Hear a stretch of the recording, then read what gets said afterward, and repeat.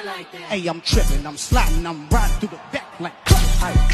Must have on a beat, so deep, he a freak though, man. Assalamualaikum warahmatullahi wabarakatuh. Perkenalkan, nama saya Davarin Faisal dari Prodi Manajemen dengan NIM C1B025083. Pada video ini saya akan membahas perbandingan antara kata baku sesuai KBBI dan kata tidak baku yang sering digunakan di media sosial.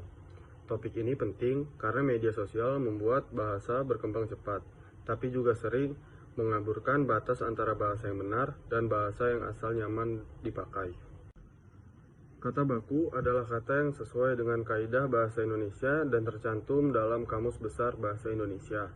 Kata baku digunakan dalam konteks formal seperti pendidikan, surat resmi, berita, dan karya ilmiah. Contoh kata baku ada yang pertama tidak, yang kedua memberi, yang ketiga kepada, yang keempat karena. Ciri utama kata baku adalah ejaan yang jelas, makna tidak ambigu, dan dapat dipertanggungjawabkan secara akademik. Kata tidak baku adalah kata yang tidak sesuai dengan kaidah resmi bahasa Indonesia. Kata ini biasanya muncul dari kebiasaan lisan, singkatan, atau pengaruh budaya digital.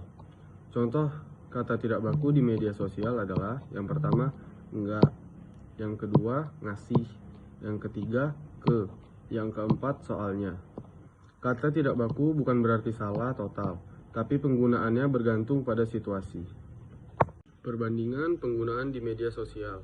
Di media sosial, kata tidak baku jauh lebih dominan. Alasannya ada 3. Pertama, kecepatan dan kepraktisan. Orang ingin cepat mengetik dan cepat dipahami. Menulis gak terasa lebih ringan daripada tidak. Kedua, kedekatan emosional. Kata tidak baku memberi kesan santai dan akrab, cocok untuk komentar, caption, atau chat. Ketiga, identitas kelompok. Bahasa tidak baku sering menjadi ciri komunitas tertentu, misalnya anak pemuda atau konten kreator. Namun, di sisi lain, kata baku tetap memiliki keunggulan. Lebih jelas dan netral, menghindari salah tafsir, menunjukkan kredibilitas penulis. Karena itu, banyak akun profesional di media sosial tetap menggunakan kata baku, terutama dalam konten edukatif dan informatif. Contoh kalimat di media sosial. Kalimat tidak baku, contohnya, gue gak bisa datang soalnya lagi sibuk. Versi baku, saya tidak dapat datang karena sedang sibuk.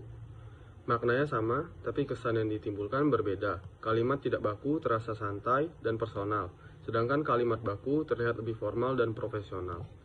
Kesalahan sering terjadi ketika kata tidak baku digunakan dalam konteks formal, misalnya tugas sekolah atau pengumuman resmi.